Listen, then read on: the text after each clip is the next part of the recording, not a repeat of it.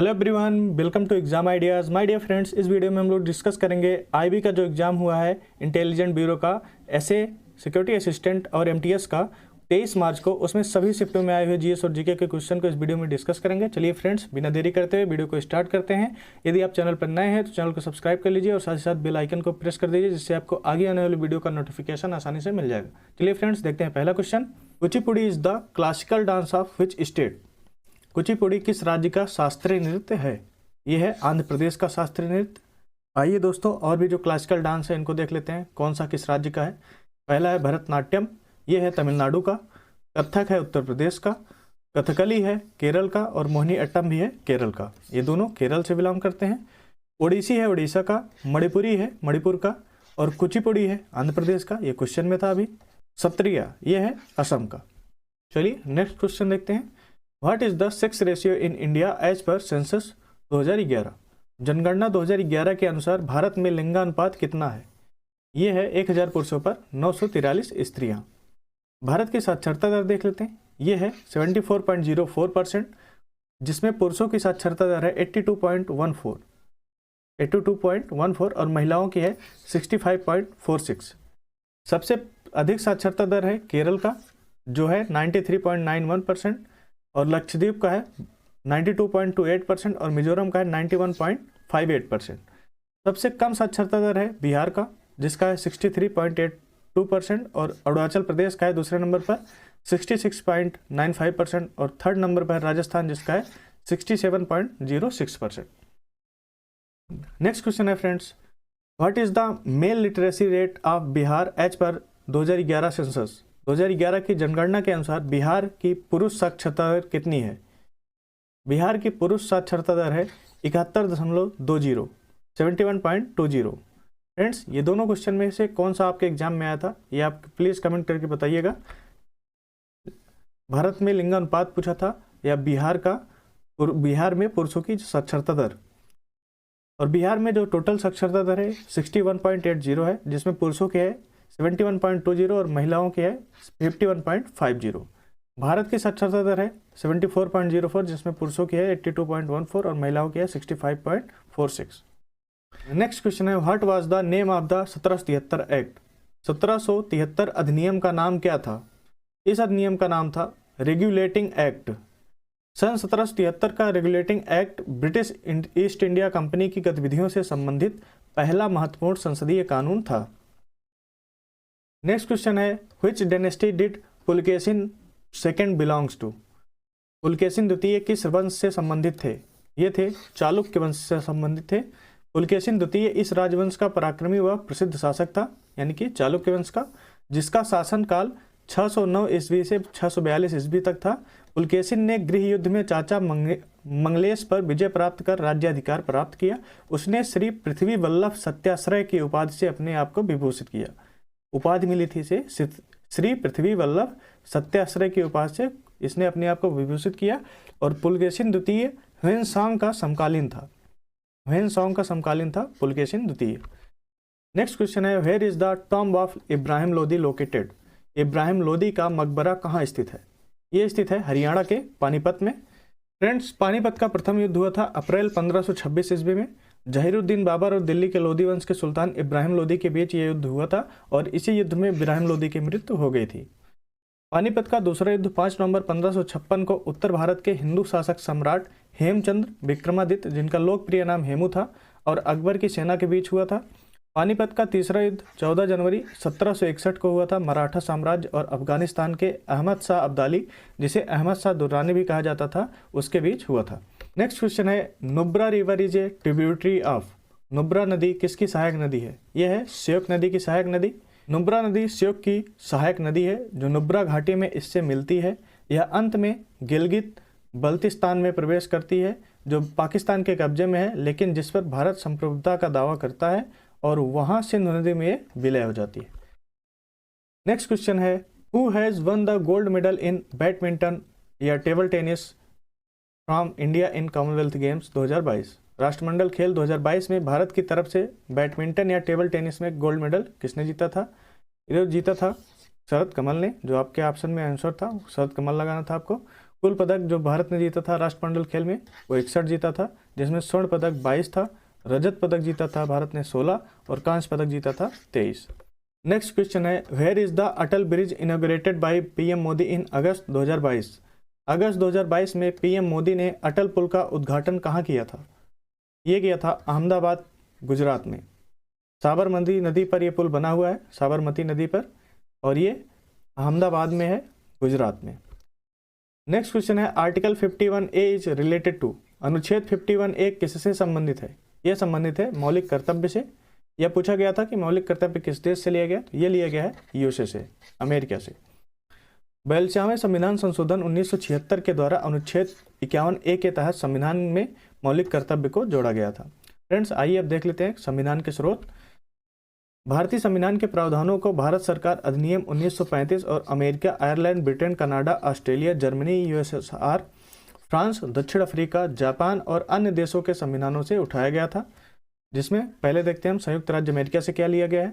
यहाँ से लिया गया है मौलिक अधिकार, न्यायिक पुनरावलोकन, संविधान की सर्वोच्चता, न्यायपालिका की स्वतंत्रता, निर्वाचित राष्ट्रपति एवं उस पर महाभियोग, उपराष्ट्रपति, उच्चतम एवं उच्च न्यायालयों के न्यायाधीशों को हटाने की विधि एवं वित्तीय आपात।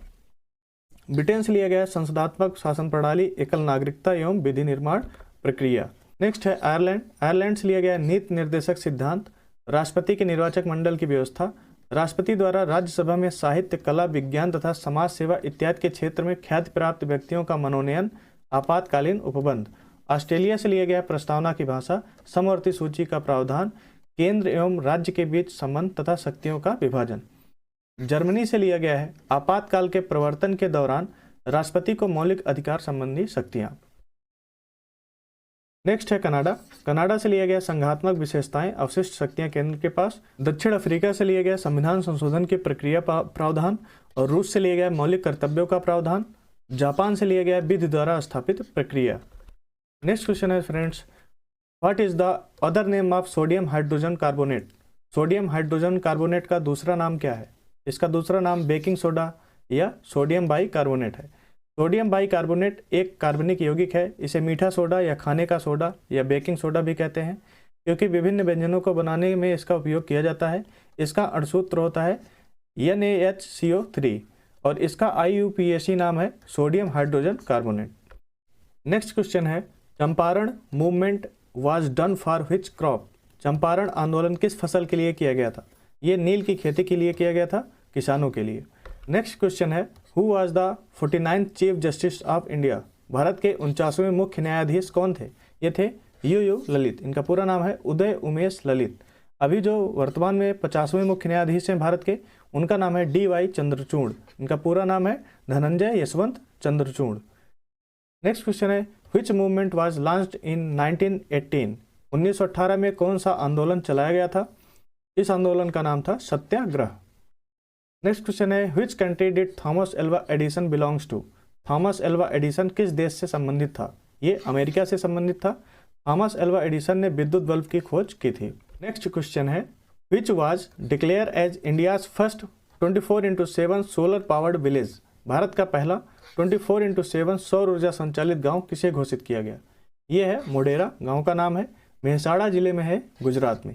प्रधानमंत्री श्री नरेंद्र मोदी ने मेहसाणा के निकट मोढेरा में 3900 करोड़ रुपए से अधिक की विभिन्न परियोजनाओं का शिलान्यास और लोकार्पण किया था, जिसमें प्रधानमंत्री ने मोढेरा गांव को भारत का पहला 24/7 सौर ऊर्जा संचालित गांव भी घोषित किया था।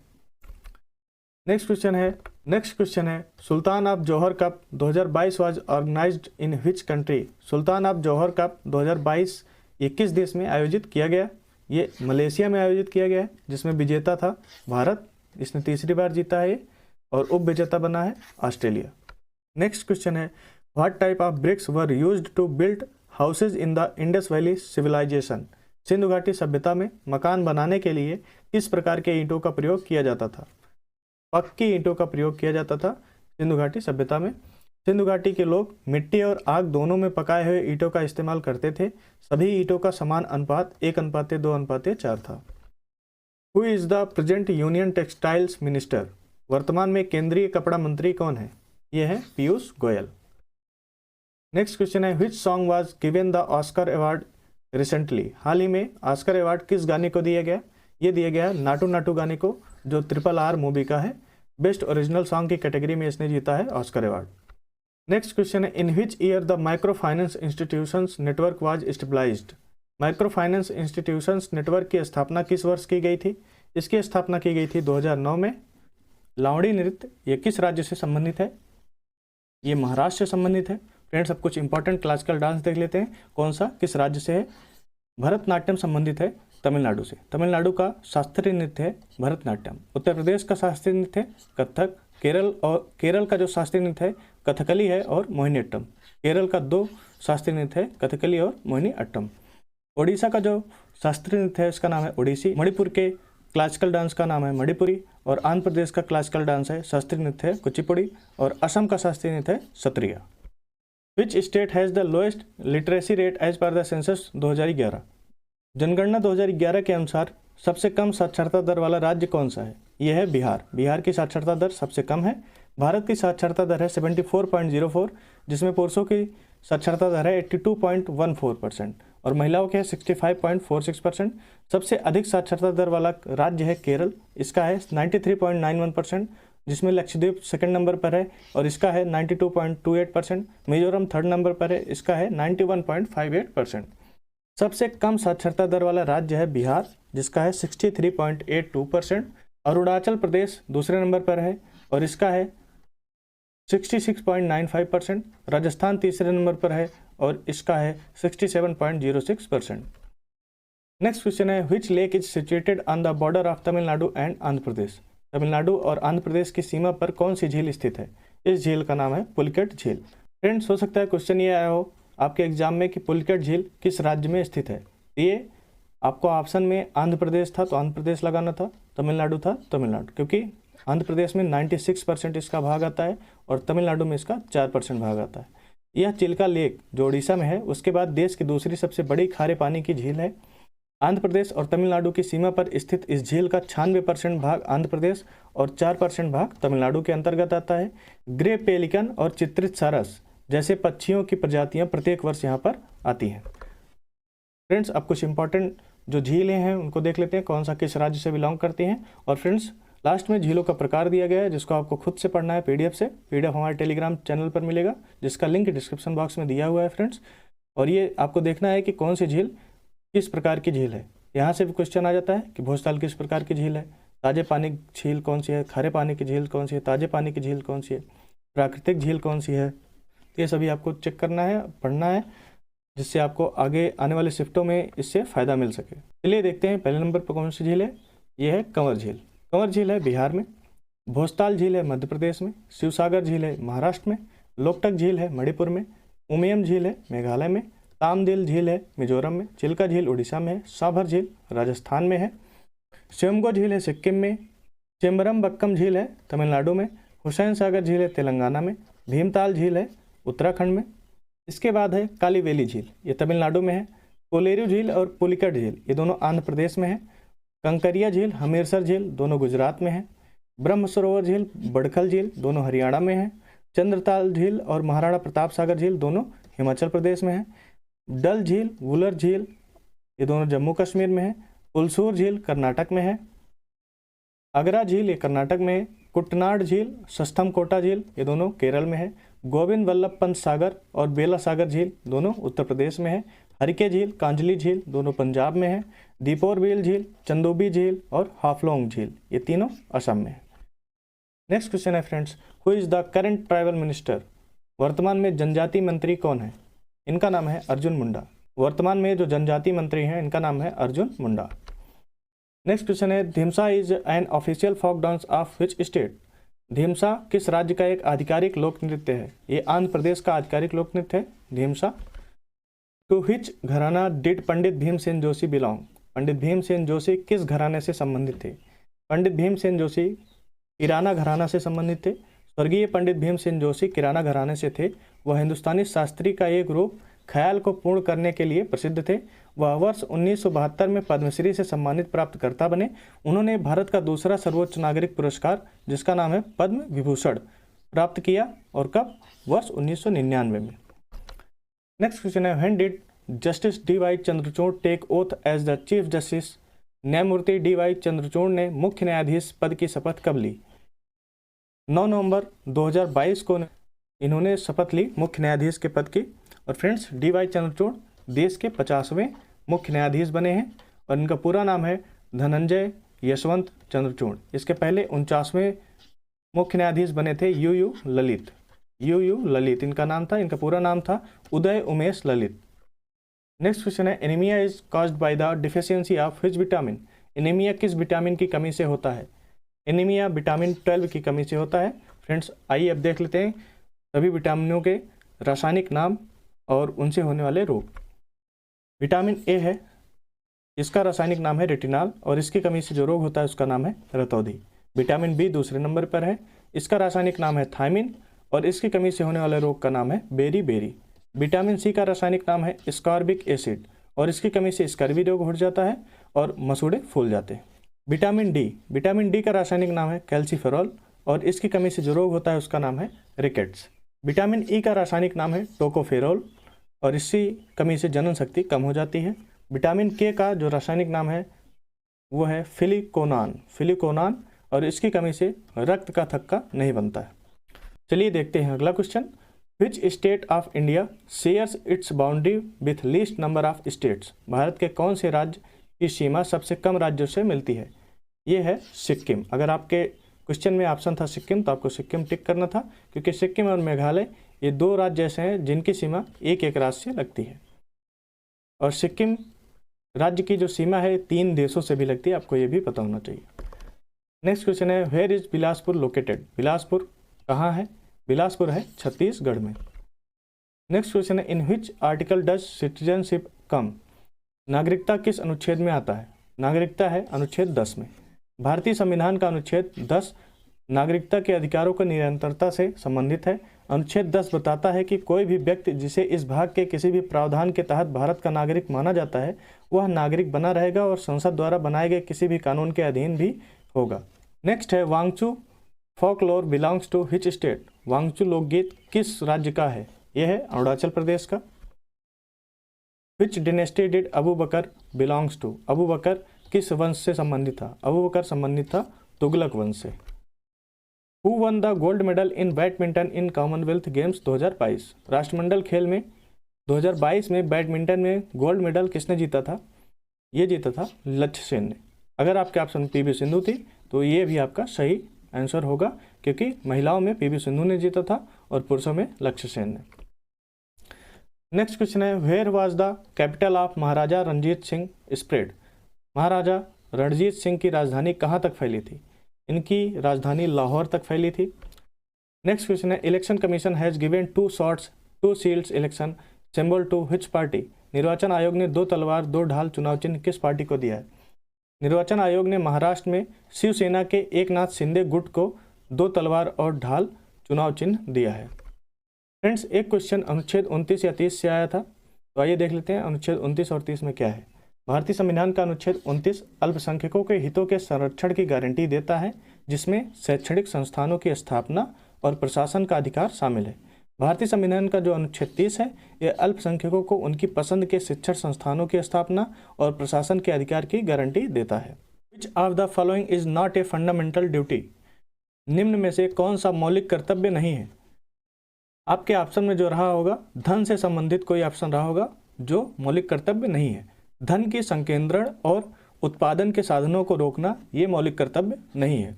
और फ्रेंड्स, आइए इसके बारे में कुछ देख लेते हैं एक्स्ट्रा फैक्ट्स। 1976 के 42वें संशोधन अधिनियम ने भारतीय संविधान में 10 मौलिक कर्तव्यों को जोड़ा और 86वें संविधान संशोधन 2002 ने बाद में सूची में 11वां मौलिक कर्तव्य जोड़ा।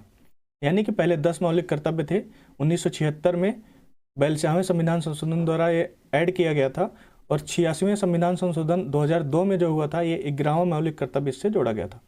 1976 में स्वर्ण सिंह समिति ने मौलिक कर्तव्यों की सिफारिश की, जिसकी आवश्यकता 1975 से 77 के आंतरिक आपातकाल के दौरान महसूस की गई थी।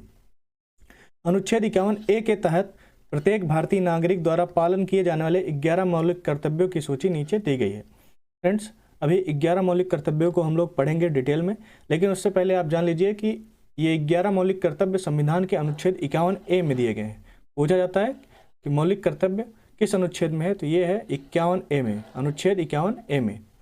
चलिए अब देख लेते हैं 11 मौलिक कर्तव्य कौन कौन से हैं। पहले पॉइंट पर है संविधान का पालन करते हुए राष्ट्रीय ध्वज और राष्ट्रगान का सम्मान। दूसरा है स्वतंत्रता संग्राम के सिद्धांतों का पालन। तीसरा है भारत की संप्रभुता और अखंडता की रक्षा। चौथा है जब आह्वान किया जाए देश की रक्षा करें और राष्ट्रीय कर्तव्य का प्रदान करें। भाईचारे की भावना। नेक्स्ट है मिश्रित संस्कृति को जीवित रखना, प्राकृतिक पर्यावरण की रक्षा करना, वैज्ञानिक सोच विकसित करना। 9वां है सार्वजनिक संपत्ति को सुरक्षित रखना। 10वां है उत्कृष्टता के लिए प्रयास। और 11वां है सभी माता पिता और अभिभावकों की जिम्मेदारी है कि वे अपने 6 से 14 साल के बच्चों को स्कूल भेजें। नेक्स्ट क्वेश्चन है दोस्तों, Nati folk dance is related to which state?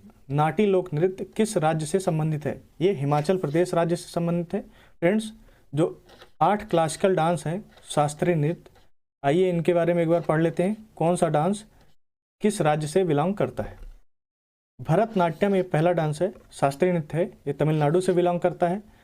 Kathak ये उत्तर प्रदेश का शास्त्रीय नृत्य है। कथकली और मोहिनीअट्टम ये दोनों केरल का शास्त्रीय नृत्य है। ओडिसी उड़ीसा का शास्त्रीय नृत्य है। मणिपुरी मणिपुर का शास्त्रीय नृत्य है। कुचिपुड़ी आंध्र प्रदेश का शास्त्रीय नृत्य है। और सत्रिया ये असम का शास्त्रीय नृत्य है। चलिए अब अगला क्वेश्चन देखते हैं। What is the literacy rate of India as per census 2011? जनगणना 2011 के अनुसार भारत की साक्षरता दर कितनी है? भारत की साक्षरता दर है 74.04%।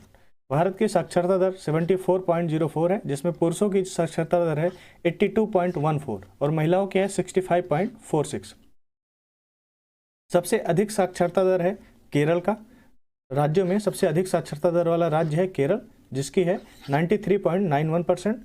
लक्षद्वीप दूसरे नंबर पर है, इसका है 92.28%। और थर्ड नंबर पर है मिजोरम, जिसका है 91.58%। सबसे कम साक्षरता दर वाला राज्य है बिहार।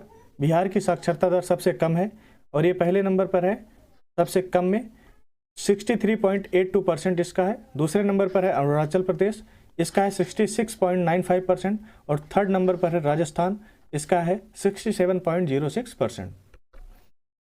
नेक्स्ट क्वेश्चन है, who has one the diamond league 2022? Diamond league 2022 किसने जीता है? ये जीता है नीरज चोपड़ा ने। नीरज चोपड़ा के द्वारा जीता गया diamond league 2022। Neeraj Chopra diamond league trophy जीतने वाले पहले भारतीय बने हैं जिन्होंने डायमंड लीग जीता है। उन्होंने 88.44 मीटर भाला फेंक कर चेक गणराज्य के जैकब वाल्डेलेच्चो को हरा दिया था। नेक्स्ट क्वेश्चन है, when did Ibrahim Lodi die? Ibrahim Lodi की मृत्यु कब हुई थी? इब्राहिम लोदी की मृत्यु हुई थी 21 अप्रैल 1526 को। पानीपत का प्रथम युद्ध ये अप्रैल 1526 में हुआ था, जहीरुद्दीन बाबर और दिल्ली के लोदी वंश के सुल्तान इब्राहिम लोदी के बीच, और इसी युद्ध में इब्राहिम लोदी की मृत्यु हो गई थी। पानीपत का दूसरा युद्ध 5 नवंबर को हुआ था 1556 ईस्वी में। उत्तर भारत के हिंदू शासक सम्राट हेमचंद्र विक्रमादित्य, जिनका लोकप्रिय नाम हेमू था, और अकबर की सेना के बीच हुआ था। पानीपत का तीसरा युद्ध 14 जनवरी 1761 को मराठा साम्राज्य और अफगानिस्तान के अहमद शाह अब्दाली, जिसे अहमद शाह दुर्रानी भी कहा जाता था, उसके बीच हुआ था। नेक्स्ट क्वेश्चन है, खेलो India youth games 2023 was held in how many cities? Khelo India youth games 2023 कितने शहरों में हुआ था? ये 8 शहरों में हुआ था टोटल। खेलो इंडिया यूथ गेम्स 2023 का आयोजन मध्य प्रदेश में 30 जनवरी से 11 फरवरी 2023 तक किया गया। यह भारत सरकार की खेलो इंडिया पहल के तहत प्रमुख इवेंट का 5वां संस्करण था। ये 5वां संस्करण था जो मध्य प्रदेश में हुआ, जो देश में जमीनी स्तर पर खेलों को बढ़ावा देने के मकसद से आयोजित किया जाता है। खेलो इंडिया यूथ गेम्स 2023 ये मध्य प्रदेश में हुआ और ये 5वां संस्करण था। मध्य प्रदेश के 8 शहरों में आयोजित किया गया। नेक्स्ट क्वेश्चन है, which vitamin do we get from the sun? सूर्य से हमें कौन सा विटामिन प्राप्त होता है? सूर्य से हमें विटामिन डी प्राप्त होता है। आइए देख लेते हैं और कौन से विटामिन से कौन सा रोग होता है और उसका रासायनिक नाम क्या है।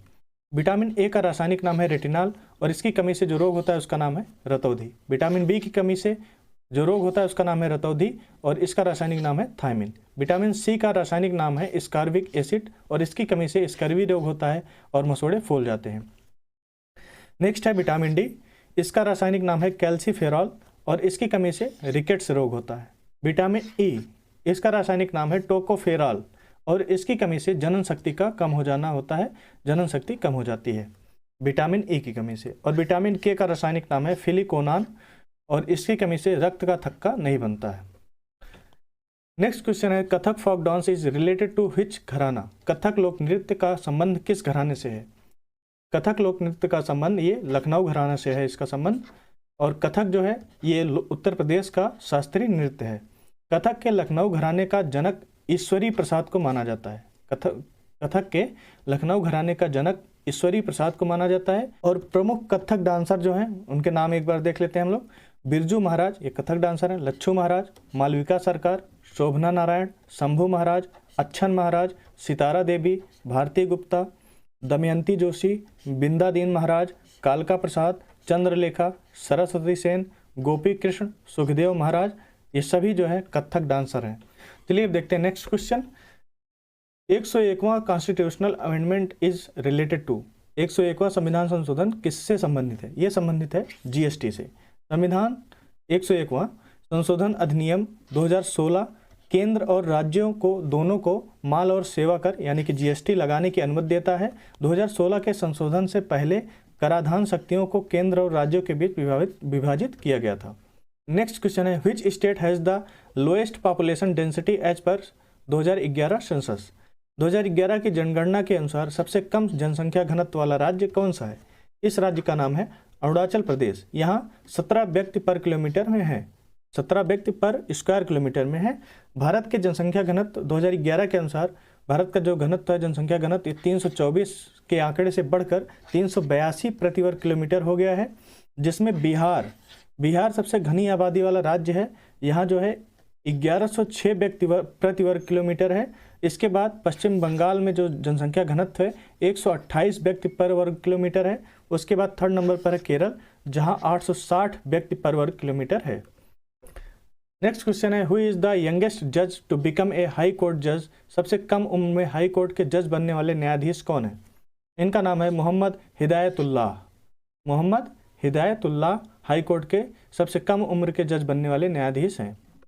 नेक्स्ट क्वेश्चन है who is the current president of BCCI? BCCI के वर्तमान अध्यक्ष कौन है?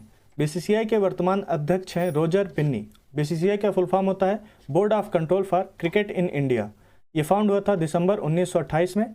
इसका हेडक्वार्टर है मुंबई में और इसके प्रेसिडेंट हैं रोजर पिन्नी।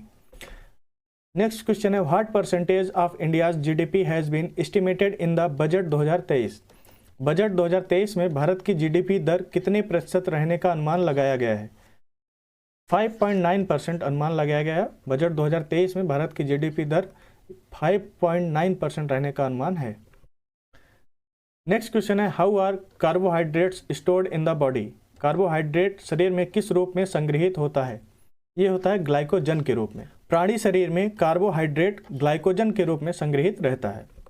नेक्स्ट क्वेश्चन है व्हेन वाज द नमस्ते स्कीम स्टार्टेड? नमस्ते योजना कब शुरू की गई थी? नमस्ते योजना 2022 में शुरू की गई थी। नमस्ते योजना सामाजिक न्याय और अधिकारिता मंत्रालय और आवास व शहरी मामलों के मंत्रालय द्वारा संयुक्त रूप से शुरू की गई थी। यह एक केंद्रीय क्षेत्र की योजना है। नेक्स्ट क्वेश्चन है अम्लीय वर्षा का पेड़ों पर क्या प्रभाव पड़ता है? बारिश में बूंद एसिड मिट्टी से पोषक तत्वों का रिसाव कर सकता है, जिससे पौधों और पेड़ों को बढ़ने में मुश्किल होती है। अम्ल वर्षा से पेड़ भी प्रभावित होते हैं क्योंकि अम्लता नुकसान पहुंचाती है और उनकी छाल और जड़ें मिट्टी से पोषक तत्वों को अवशोषित करने की उनकी क्षमता को बाधित करती हैं। समय के साथ इससे विकृत, कमजोर वृद्धि और यहाँ तक कि मृत्यु भी हो सकती है। फ्रेंड्स, इन सभी क्वेश्चनों को आप पीडीएफ से पढ़ना चाहते हैं, पीडीएफ डाउनलोड करने के लिए आप हमारे टेलीग्राम चैनल को ज्वाइन कर सकते हैं, जिसका लिंक डिस्क्रिप्शन बॉक्स में है। और आप @exam ideas लिखकर सर्च करेंगे टेलीग्राम पर, तो वहाँ से भी चैनल को ज्वाइन कर सकते हैं। फ्रेंड्स, अभी तक आपने हमारे यूट्यूब चैनल को सब्सक्राइब नहीं किया, सब्सक्राइब कर लीजिए। और दोस्तों, वीडियो पसंद आए तो वीडियो को लाइक कीजिए, दोस्तों के साथ शेयर कीजिए। हम मिलते हैं आपसे नेक्स्ट वीडियो में, तब तक के लिए धन्यवाद दोस्तों।